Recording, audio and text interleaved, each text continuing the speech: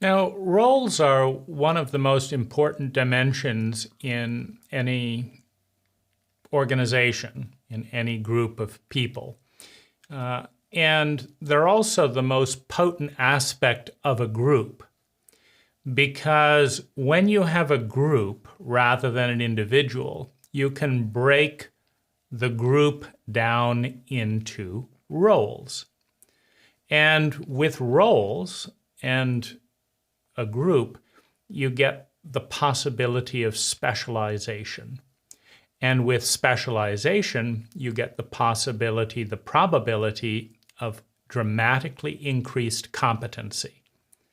So you start with the one, and you have a dynamic where, as one, you have to design your house, find the materials, make the materials, transport the materials, learn the technique, build your house. And so, that takes probably weeks, months, maybe years.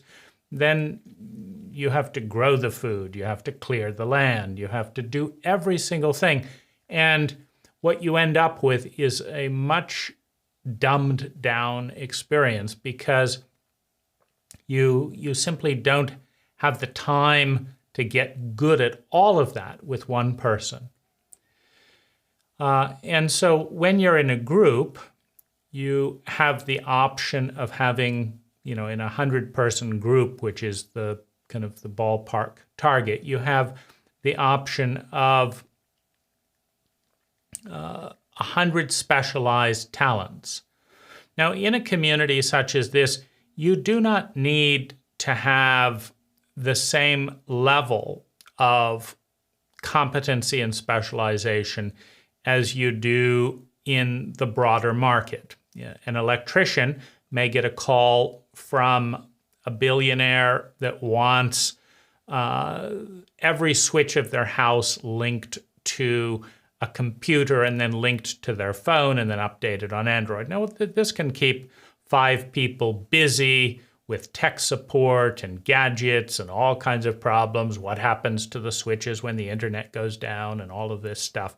And then you have someone else that needs an outlet changed in a cottage. And so in that sense, for someone to be a competent electrician, they've got to know that entire range. Now, this is also somewhat inefficient because, for example, as a landscape contractor for 25 years, 20% of the work that I do is brand new, and I learn an entire area of specialty knowledge for one client, and then I may not need that specialty knowledge for 20 years. So in a community like this where you have more simplification and more standardization, you do not need 4 years of electrical training in order to know how to size wires, etc., etc. So you eliminate, by simplifying the template, about 80 to 90% of what an electrician would otherwise need to study. Same thing with a plumber. So that's an important little bit of context, that the very simplification and the emphasis on inner development to balance out the obsession with outer development, psychology to balance out materialism, etc., leads to less focus on having the newest, coolest, biggest mansion, and more focus on having symmetry, sustainability, and balance. So there's a number of benefits, but here are the roles that we want at least one community member to possess. Now, one is an expert landscaper. Now, if you have one person who knows what most of the pitfalls are and has principles in design and things of that nature, then you can have volunteer work. See, one bit of potent specialized knowledge in community leads to cooperation and volunteering with the guidance of the person who knows what they're doing. And so all you need is one within a community of 100 people. An expert engineer architect. This is not essential, but it is at the community design level to have an understanding of basic design principles, and that the main community buildings are not going to collapse in an earthquake, things of that nature. So you need that competency there. An attorney is most relevant because community members are having engagements with the outside diversity of cults. And so you're, particularly in your country of residency, whatever that is, whenever you do something different, the outer cult has an immune system. Every cult tries to protect its status quo and does so by attacking uniqueness, by attacking deviations from the norm. And so it is anticipated that there will be factions in the outer cult that will attempt to block the new cult, the community. It may be 10 times better, but that makes it even more of a threat to what? The status quo, by representing the possibility of the unknown. So it's important to have that. An accountant, tax preparer, how nice to have one person who understands the community life, understands the tax law, and can do all of the tax returns for everyone every single year, and knows exactly, having researched the nuances of this community, what can and cannot be written off and why in that local jurisdiction. A nurse/healer, there's going to be accidents of different kinds. That's a core thing. Someone who does baking bread, baking pastries, baking cakes. This is also something that can be exported to the larger community. It may well be that someone takes an interest in, whether it's in French pastries or some unique thing that goes beyond the need of the community. May not. May be that it's perfectly sized such that the baker can bake everything that the community needs and doesn't have much time to do more than that. But this could be an export business from the community. One or more chefs. It is important to understand the basic principles and recipes of cooking. An electrician, a plumber, a safety and emergency response specialist, someone that's aware of the various hazards in the region and will develop a plan for the community, will train community members to be educated in that demand, etc. Ritual is a very important glue in any community. So the question becomes who will lead the community in rituals of attunement.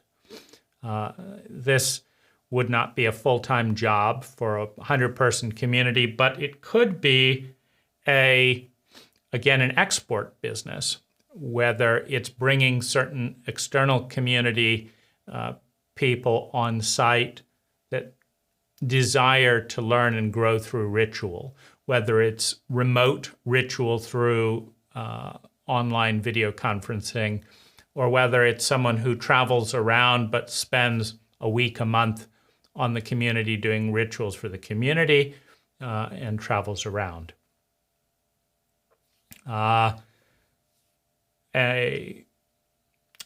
birth expert, so a doula, typically a woman,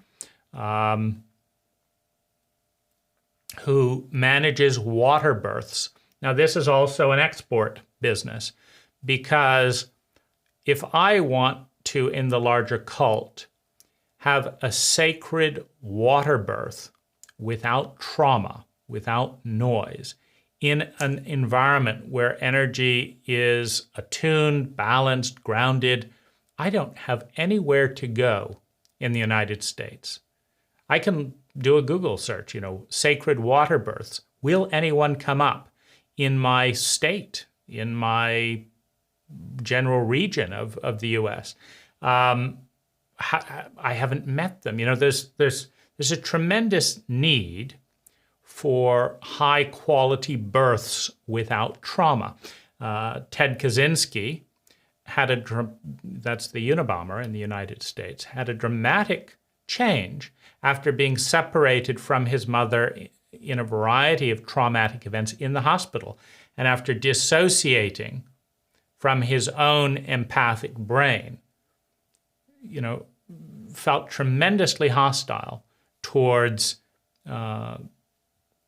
mechanized medical care, etc., and expressed that by trying to blow up scientific ventures. But there is a strong need for someone to have a safe, competent water birth,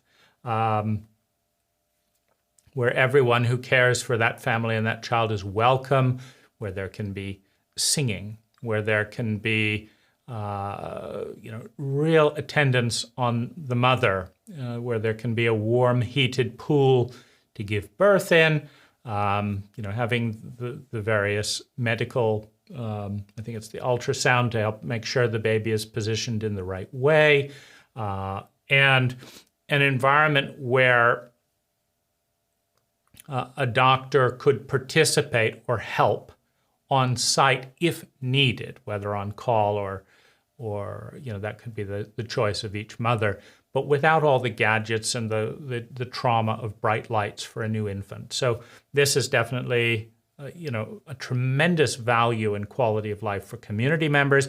It's also something that, whether it's $1,000 or $10,000 per birth, it is a phenomenal service to provide to the larger community. Animal trainer / vet. It's a good competency to have because animals are one of the more important roles to have in such a community. You saw Philip, my dog. Philip adds 25% to my quality of life through inducing play, through bonding. When I wake up in the morning, I feel a warm body tucked into my chest or my back, and it's Philip communicating, you're part of my pack, and I want you by my side, and you're my priority, and there's a chance to regulate.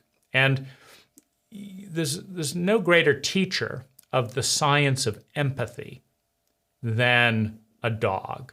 It's just, dogs are master teachers in this terrain. They're also good at traumatic healing, much more than the general population of cult-trained humans.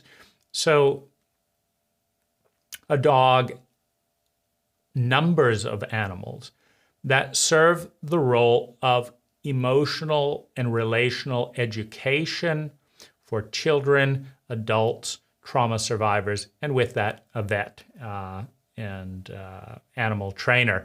Because, while it's a generally safe space and community, it is important that the animals that would be shared and or roam freely within the community are well trained. This, again, can be an export business, a vet on site where people can come and bring their dogs with much higher quality care and possibly pet boarding. That's a value. We've got a master artist. This is not necessary as a role, but it is a valuable place for an artist. And one of the things that lends itself nicely to an artist is 70% reduced living expenses. But it's incredibly enjoyable as a destination to watch an artist work. And so to the degree that the community exports a healing ambiance through like a day pass, being able to see the artist and provide a customer base for the artist in the kind of serene environment where art sells better is incredibly valuable. So artists always need low-cost living situations, and clients. A culture and a community becomes healthier because if an artist is picking up on things and putting it into art, and can also be a resource for tutoring and guidance for the children within the community. A video editor, I would put an audio video specialist who is good at editing and understanding equipment, I think is very important in one of the community's primary assets, which is the export of data, visual audio data, on community life, so that the meme of a 10X community can spread to create training videos and also to teach each community member, because in the information age, one of your most valuable exports is a best practice translated into audio video. So if you know how to do something really, really well, and any unique environment will breed that in a people. If you know how to do something really well, and you can do a good audio video presentation and put it out there, just the fact that this is a 10X community is going to create 10 times more interest in what goes on in it than in a situation that is not a 10X community. And so, this is an important piece there. Internet designer, computer programmer, again, in the information age, all the gadgetry, all the situation on the site, there's definitely for 100 people a role for a full-time person whose job is to keep every part of the system protected, virus-free, updated, give tips, have your own personal tech support with a great friend. It doesn't get any better than that versus being put on hold to talk to someone who's does not understand your situation. Now, beautiful deaths. Every single person is going to die. The typical American is going to have a mediocre death with a mediocre ritual that's not very good for anyone. And so the question is, how do you navigate that? Well, having someone facilitate the ritual of death for the community and for the person dying, and again, this could probably be more of a video, a series, etc., how to die well. You've at the very least got an export of the information. Possibly, there could be a space for people to die well, on the community. You have the edible gardening, farming kind of type dynamic. A permaculture expert would be an example of that. Not much more needs to be said there, but it's a very important talent. A sewage expert, someone who understands best practices in sewage. So there are a growing number of composting toilets. There are flow forms, reed beds. There's a whole variety of technology to deal with gray water and waste. Now, one of the benefits of centralizing things for 100 people is you can invest in more efficient at scale systems that would not be efficient for just one person. And so again, having the community be small enough that you can walk to the toilet, but that is in a centralized system. Now, this could be little micro toilets that go into a central sewage system that ties in with the pipe. That depends on the gradient of the land, that flow and the pumping technology, etc. But definitely having a sewage expert, which could dovetail as the plumber. A psychedelic expert. Here you have a powerful potential export, but you also have a tremendous increase in value for each community member. Having a sacred, safe space with someone who knows you and who you know to facilitate transcendent experiences in a therapeutic paradigm. It's, you have not lived a full human life if you have not traveled to another country, made love to yourself and another human being, and had a transcendent altered state experience. Now, you can induce transcendent altered states experiences, for example, dancing day and night for 3 days. It's just we've made that not normal, so nobody does it in our cult. You can induce it by, going on a 24-hour run. We just don't do that either. And so whether it's endogenously induced through brain chemistry or induced through substance, the more traditional, whether it's psilocybin mushrooms, peyote, MDMA, DMT and 5-MeO-DMT, the more traditional chemicals that have been used throughout, and marijuana that have been used for thousands of years. And ayahuasca is another version of the DMT things, is a very important resource to make available. So having someone competent in that field and grounding it in the United States within the religious framework,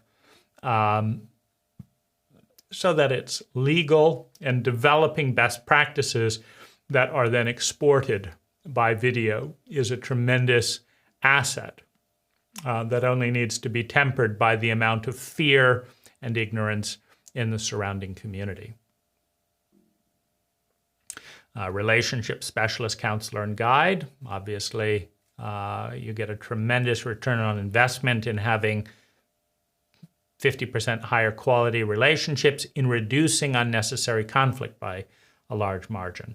A yoga and martial arts teacher, specialist, bringing in basically somatic work competently as a daily part of the community, that you know where to go, to what yurt, to what circle, to participate in getting into your body with someone who knows what they're doing. A networker and problem solver. It's a valuable person to have. Some of these roles can be played 2 or 3 roles by one person. That depends on, the situation. An education expert that can develop a curriculum for the community children that is competent. Mechanic, tool fixer, tool maintainer, workshop overseer for all the community tools. That's a full-time thing, to maintain the electric lawnmowers, the electric power tools, to make sure the shop is functioning and watertight, to track and make sure all the tools are returned, to buy and organize. If too many people are trying to use a certain tool at the same time and are being frustrated, then that means we need to get more tools of that particular tool. So that whole monitoring system is an important role. We have a bathing specialist for all things about public bathing. That's water quality, and health, and maintaining the pumps for the jacuzzis, the jets, the hot pools, the cold plunges, etc. A cleaning specialist for all public spaces, or a person with that general role to oversee. Probably at some point, at least in the beginning, an excavator operator. I operate an excavator, and it's just incredibly useful when constructing and land shaping. An app designer and maintainer to help design and iterate the community app. And this also can be a very important export business, to be able to design and maintain incredibly good custom apps for group dynamics. It's one of the most powerful values that the planet has and needs. And so you can, by having a competent app developer and maintainer, you have control over the community architecture of communication through the 10x Living app. But you also have, once you've got a team that's good enough to do that, the maintenance of that app is relatively little. Then you can export apps customized to other 10x communities and relationship dynamics. So it's a valuable export. Graphic artist, goes without saying.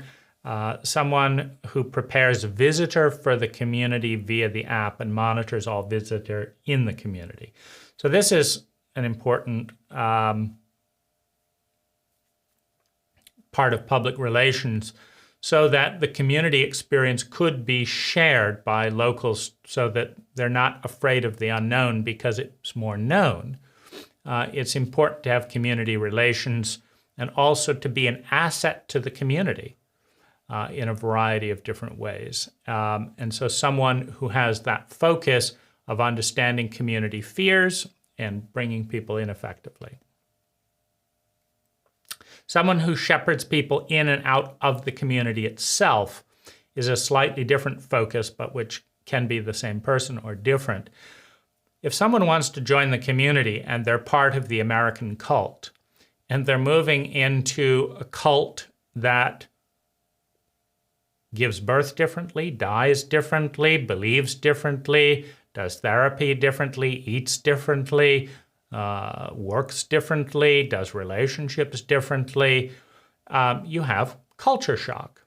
You have unconscious violations, etc. And so, of course, everyone wants to join such a cult. Oh, I want that, of course. But there's an entire re-education and de-learning process of all the cult brainwashing and a relearning of new protocols before you can be a constructive participant. And you need to have a person who's tracking what, like, have you read these books? Have you written these essays? Have you answered these questions? Have you done this workshop? Have you practiced? So workshops that bring people into the dynamic is an export. And workshops that give people, for example, at the Findhorn community in Scotland, you have something called Experience Week. And then you have a slow process of joining the community over a roughly 6-week or 6-month period. And those are paid educational experiences. Now, if at the end of that, the community feels you're a good fit for them and you feel the community is a good fit for you, then you join the community. If not, you take all of that learning into your life. And so it's a dual focus. And so you'll have people going through those protocols that have no intention of joining the community, but want to learn and have the experience. And also people who do, want to join the community in the end. And so having someone, identify and curate those roles is important. A government specialized who creates an optimum relationship with all government officials proactively and helps students and members do the same. A concrete specialist, if you really know concrete well, there's a lot. It's a powerful technology. A small business and marketing expert, how to position the brand, the reputation of the community in the larger community space is an important thing. A recycling specialist who has the goal of zero waste within the community. Now that's a perfection and it will not be attained, but the absolute mandate is that the community generate 10 times less waste per person than the cult at large. Now an American, in the time between birth and death, will generate 102 tons. So 2,000 pounds is a ton. So we're talking about 200,000 pounds. So if you take an increasingly obese United States and say the average person is 200 pounds, then the cult at large has a protocol that results in 1,000 times your body weight being incinerated or thrown in a landfill. That's incredible when you consider that Native Americans on the same land 500 years ago did not leave a single kilogram of non-biodegradable waste and didn't consider it waste. All things were sacred in that paradigm. So it's very important to bring that number down from 200,000 pounds per person, to perhaps a couple of thousand pounds of stuff that we don't know how to do it. A 10 times reduction in waste. Then we have massage therapist. This is tremendously enhancing for every community member to have a massage every week, say, or every other week, and also be able to invite as an export business and fully support the masseuse or massage. That could be 2 or 3 people, it could be 1. A visioner for the community who helps each community member realize their own personal vision. Just someone who cares about visions. In a group of 100 people, it's going to be a normal talent for one person to do really well, and then it's a process much like a coach of checking in and saying, how's your vision going? Basically someone who cares about you and wants to track how everyone's vision is coming along, and will make presentations and perhaps look at the community vision as a whole. A health and diet practitioner, just to talk about community diet with people individually and also as the group. And untrained people on a mentoring program to learn new skills that will allow them to help others and join the community. So the educational export is also an opportunity for imported labor, whether it's in cleaning or gardening or art or painting and designing and building structures, etc. This is a very reciprocal type of dynamic. So these are the core roles for a 100-person community. That if people are filtered with that dynamic, they're automatically there. And what it does is it reduces the cash expense of starting such a community and maintaining it significantly, while simultaneously creating an environment where 70% of the roles here do not have to walk off the site with a substantial broadband internet through whether it's Starlink, Elon Musk's venture, or other broadband internet piped in. Having this set up in this way means that 70% of people can eat, be born, die, work, contribute, play, socialize, grow, marry, make love, raise children within 7 acres, 5 acres, that type of a framework.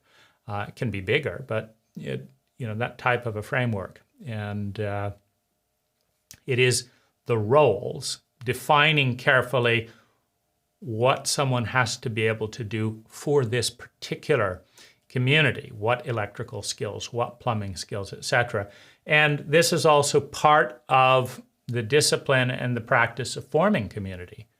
If you understand there's no baker in the upcoming community and you want to join the community and you learn baking so that you can contribute to the community by the time that it's built, etc., then you also earn a place in the community with discipline and service.